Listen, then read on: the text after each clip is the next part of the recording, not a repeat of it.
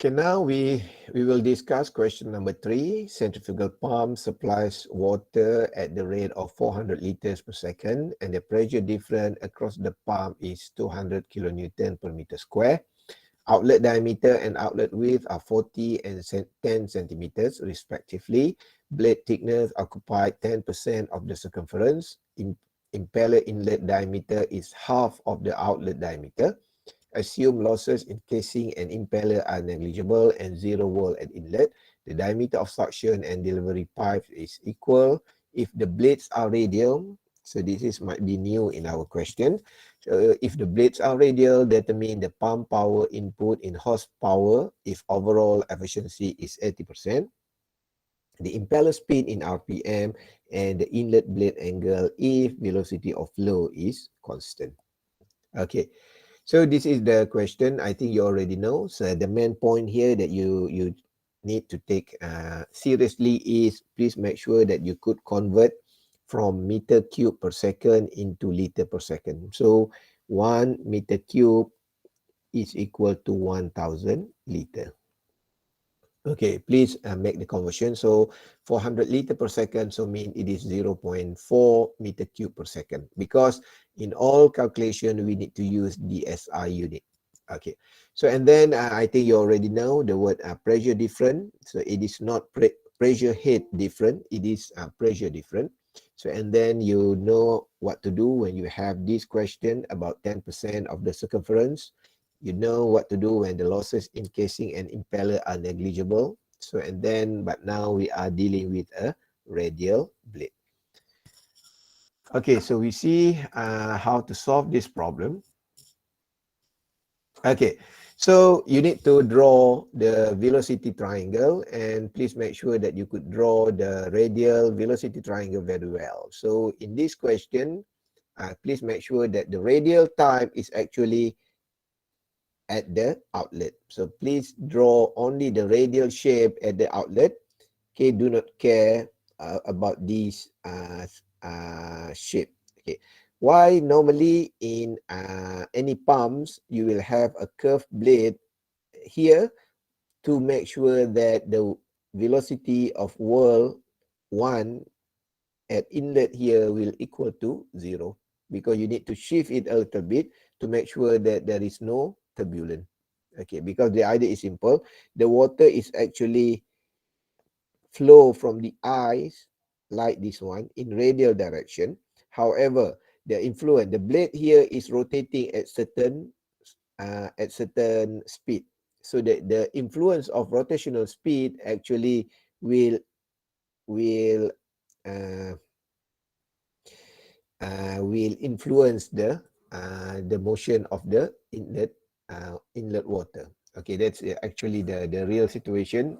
However, in this theoretical, you just assume that for radial, we could minimize the turbulence. So we have a straight inlet velocity like this in the inlet to minimize the turbulence. So the V1 here is equal to 0. And at the outlet, so the actual velocity is flow out like this one. And then we have the VR2 is equal to VF2 like this. And this is U2 equal to V1. So you list down all the parameter here. So, and then you could, I think you already know how to calculate the value of K.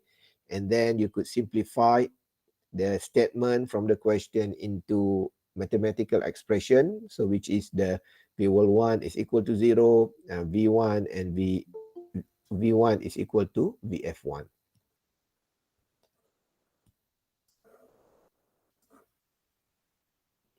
Okay, so we go for the first question about the pump power input in horsepower if overall efficiency is 80%. So this is the equation for overall efficiency, power out divided by power in. So and then this is the trick actually.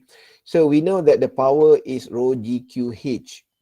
Power is rho GQ and H.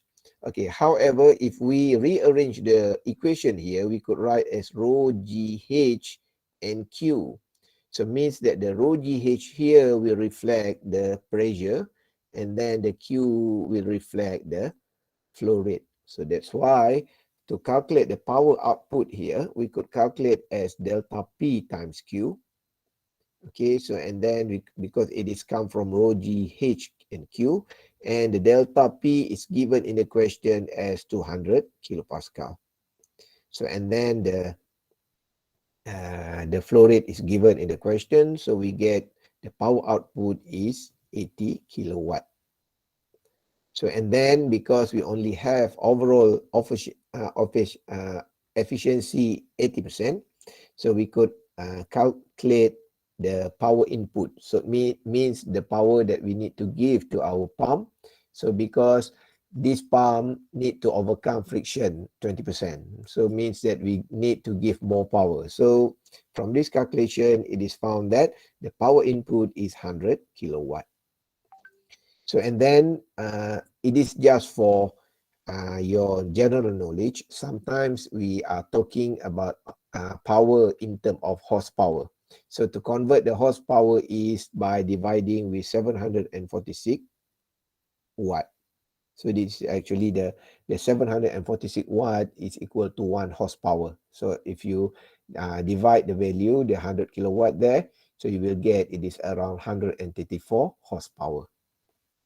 Okay. So this is our first question. So for the second one, so we need to calculate the impeller speed in RPM. So this is the equation. I think you already know from where it come from. So and then to get the value of N, we need to calculate the value of U2. From the equation, we assume that there are no losses in casing and impeller. So means that the oiler head is equal to the manometric head. Okay, so and then we could assume that HM is equal to HE. Okay, so why you could take this assumption is because the manometric efficiency is actually the calculation about the inlet power, which is the oiler head, and the outlet power outside at the outlet of the blade. So if there are no losses here, so means that the energy can be transferred 100%. So that means that manometric head here is equal to oiler head. So we write this equation. So we know that this is the equation of manometric head, and then we could simplify into this one. So how to simplify into this one? From the question, we know that the V1 is equal to 0, means that we could neglect the value of this one. So and then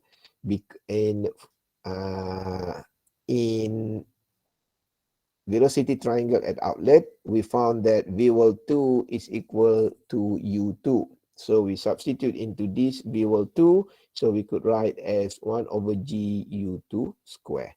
Okay, why we focus on U2? Because we need to calculate the value of U2 here to be substituted in this equation to get the value of N. So I think you know what to do. Okay, so and then we need to calculate the value of hydraulic manometric head. Okay, so we have a manometric head or equal to oiler head. We have this equation.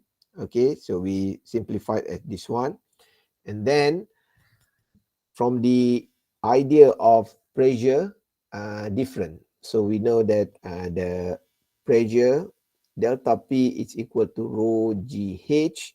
So and then in this situation, we could assume that because this delta P is actually the pressure between the impeller. If you see the question here, so the pressure different across the pump here, so it can be assumed as we have a pump here. So it's measured from this point to this point. Okay, so we just assume that there are no losses inside this impeller. So means that the pressure here is rho GH, and we could substitute as rho GHM.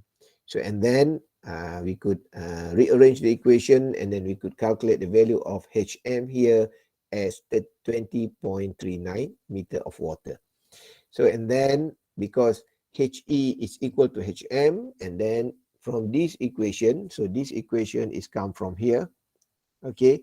So we already know the value of HM, so it is equal to HE, so we bring the gravity, so we could get the value of U2. So that's why that's what we do here. So we get it is 200 meter square over second square. So we make a square root there, and then it is equal to 14.14 meter per second. So we use the value of U here into this equation. So we get the RPM is equal to 675 RPM.